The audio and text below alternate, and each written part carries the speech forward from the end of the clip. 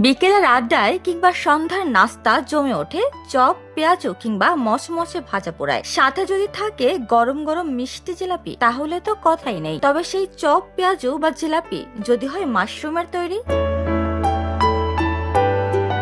পুষ্টিগুণে ভরপুর মাশরুমের ব্যবহার সাধারণত সবজি বা স্যুপের মধ্যেই সীমাবদ্ধ, কিন্তু সাতক্ষীরার এক তরুণ উদ্যোক্তা মাশরুমকে পৌঁছে দিয়েছেন বাঙালির অত্যন্ত মুখরোচক প্রিয় খাবারে। তৈরি করেছেন মাশরুমের জিলাপি, চপ এবং পেঁয়াজু। এই অভিনব উদ্যোগে ইতিমধ্যে এলাকা জুড়ে ব্যাপক আলোড়ন সৃষ্টি করেছেন উদ্যোক্তা সাদ্দাম হোসেন। ব্যতিক্রমী এই খাবারের স্বাদ নিতে দূর দূরান্ত থেকে ছুটে আসছেন ভোজন রসিকরা। মাশরুমের জিলাপি আসলে খুবই সুস্বাদু। ইদানিং মাশরুমের জিলাপি পাওয়া যাচ্ছে, দূর দূরান্ত থেকে মানুষ মাশরুমের জিলাপি খাওয়ার জন্য আসে।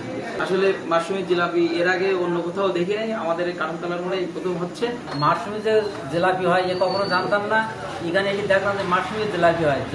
মাশরুমের জিলাপি হাতে যে স্বাদ তাও জানতাম না। এখানে প্রচুর মানুষ এই মাশরুমের জিলাপি খেতে আসে।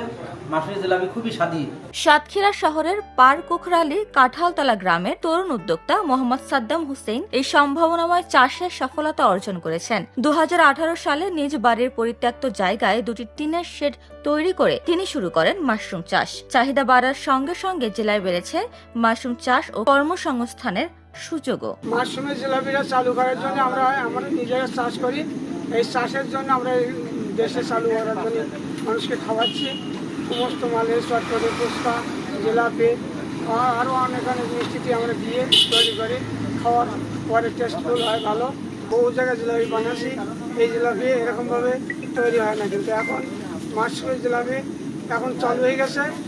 ও বহু দূর থেকে আমার কাস্টমার এসে এখান থেকে জিলাপি খেয়ে যায় এবং নিয়ে যায়। বেকারত্ব দূর করতে এবং স্বাস্থ্যের প্রতি সচেতনতা বাড়াতে দীর্ঘ সময় ধরে মাশরুম নিয়ে গবেষণা করছিলেন সাদ্দাম হোসেন। তিনি লক্ষ্য করেন মাশরুমের ব্যাপক চাহিদা থাকা সত্ত্বেও এর প্রক্রিয়াকরণ ও ব্যবহার খুবই সীমিত। এই চিন্তা ভাবনা থেকেই তিনি এমন কিছু খাবার তৈরির পরিকল্পনা করেন যা বাঙালির জিভে জল আনবে, আবার হবে স্বাস্থ্যকর।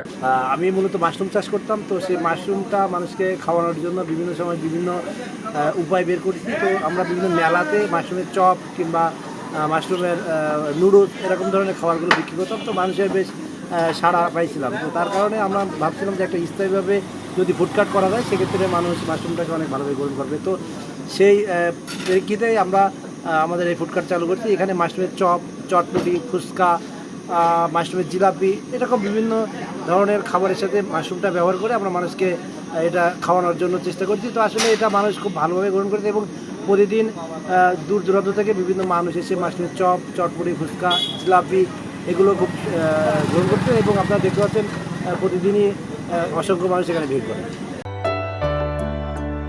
উপমা রায়, সোনালী নিউজ।